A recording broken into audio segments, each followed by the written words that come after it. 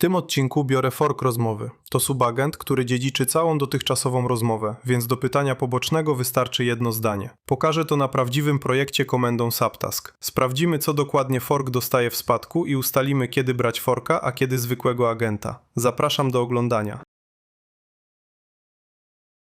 Jesteście w środku długiej roboty z Claude Code. Rozmowa jest pełna ustaleń i wtedy wpada pytanie poboczne. Zwykły subagent startuje z pustym kontekstem, więc całe tło trzeba opisać od nowa. Jest też subagent, który dostaje całą dotychczasową rozmowę. Prezentuję Wam fork rozmowy. Zamiast elaboratu wystarczy jedno zdanie. Pokażę to na prawdziwym projekcie, a na końcu będzie jasne, kiedy fork, a kiedy zwykły agent.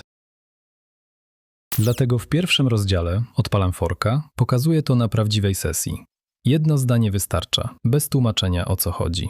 Fork pracuje w tle, a wynik wraca do rozmowy, więc ja w tym czasie prowadzę dalej główny wątek. Jedno zdanie działa tylko dlatego, że fork ma z czego korzystać.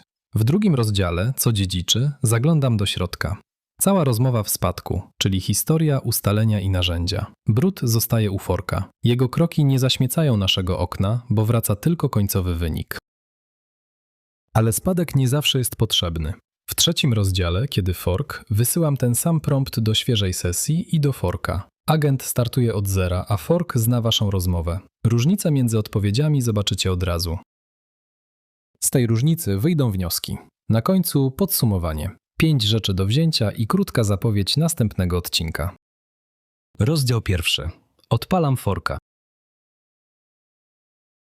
Prawdziwa sesja. Mały projekt sklepiku, w którym kwoty trzymam w groszach jako liczby całkowite. Zgłosiłem buga. Cena po rabacie wychodzi o grosz za nisko. Claude przeczytał pliki i w rabaty.py znalazł wywołanie int. Ono ucina ułamek w dół zamiast zaokrąglić, więc Claude przepisał rachunek na całkowite grosze z połówkami zaokrąglanymi w górę. Konwencja groszy i rodzaj błędu siedzą już w naszej rozmowie. Wpada pytanie poboczne. Czy pozostałe pliki mają ten sam błąd? Zamiast ciągnąć to w głównym wątku, wpisuję subtask i jedno zdanie. Sprawdź pozostałe pliki pod kątem tego samego błędu. Pod polem do pisania wyskakuje lista. Fork pracuje w tle, a ja dalej prowadzę główny wątek. U góry listy stoi moja rozmowa, pod nią pracujące forki. Wchodzi się tam strzałką w dół. Enter pokazuje robotę wybranego forka i przyjmuje uwagi, a X go zatrzymuje. Cała rzecz opiera się na 3 słowach. Tego samego błędu. Dla kogoś bez naszej rozmowy to zdanie jest puste. Nie mówi, o jaki błąd chodzi, ani gdzie został znaleziony. Fork dostał całą rozmowę, więc zna oba szczegóły.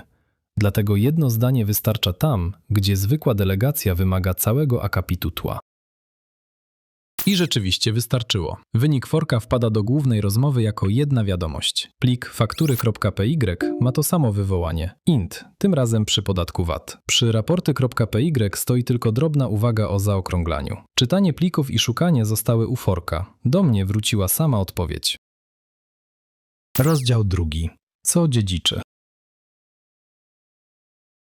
W chwili startu fork dostaje całą historię rozmowy, system prompt, komplet narzędzi i model. Dokładnie ten sam zestaw ma główna sesja. Zwykły subagent dostaje swoją definicję z pliku i treść delegacji, a rozmowy nie widzi. Ten pusty start znacie z poprzedniego odcinka.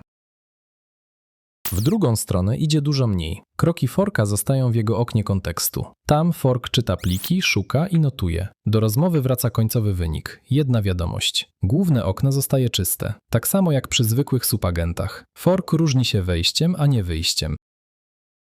A gdyby fork odpalił własnego forka? Nie odpali. Zwykłych subagentów do pomocy wziąć może, ale drugiego forka już nie.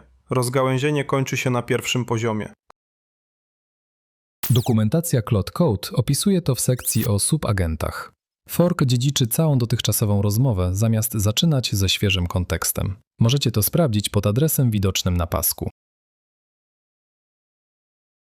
Rozdział 3. Kiedy fork? Dla kontroli wysłałem świeżej sesji dokładnie to samo zdanie. Sprawdź pozostałe pliki pod kątem tego samego błędu. Ta sesja nie zna naszej rozmowy, więc nie wie, o który błąd chodzi. Sama pisze, że przyjmuje najbardziej prawdopodobny. Przeskanowała cały projekt od zera i oddała długi elaborat z pytaniem, którą wersję wolę. Fork wiedział od razu. Sprawdził 2 pozostałe pliki i oddał krótki wynik. Zestawiam forka ze zwykłym subagentem. Fork bierze całą historię rozmowy, agent zaczyna od zera z samą treścią delegacji. Fork dostaje system prompt i narzędzia głównej sesji, agent bierze je z pliku definicji. Fork działa na modelu sesji, agent na modelu wpisanym w swoim pliku. Forkowi wystarczy jedno zdanie, agentowi trzeba opisać całe tło. Z tabeli wychodzi prosta reguła. Jeżeli pytanie dotyczy waszej bieżącej rozmowy, jej ustaleń, decyzji albo rzeczy już znalezionych, to robota dla forka. Jeżeli zadanie jest samodzielne, ma się powtarzać i potrzebuje własnej specjalizacji oraz własnych narzędzi, to robota dla zwykłego agenta z pliku. A gdy chcecie sprawdzić kilka podejść naraz na tym samym etapie rozmowy, odpalacie po prostu kilka forków. Podsumowanie. Fork to subagent, który dziedziczy całą dotychczasową rozmowę i nie startuje od zera. Forka odpala komenda subtask z zadaniem. Wystarczy jedno zdanie, bez opisywania tła. Kroki forka zostają w jego oknie, a do rozmowy wraca sam wynik. Pracujące forki widać na liście pod polem do pisania. Enter pokazuje robotę wybranego forka, a X go zatrzymuje. Pytanie o waszą rozmowę bierze fork. Samodzielne, powtarzalne zadanie bierze zwykły agent z pliku. W następnym odcinku biorę hooki, czyli automatyczne akcje wokół Cloud Code, na przykład formatowanie pretierem po każdej edycji pliku, bez wpisywania polecenia i bez przypominania. Kolejne odcinki serii wpadną wam same po subskrypcji. Więcej informacji w opisie. Wysłałem forka, żeby policzył wasze łapki w górę. Kroki zostały u niego, do mnie wrócił sam wynik. Wynik brzmiał: za mało, poprawcie ten wynik proszę.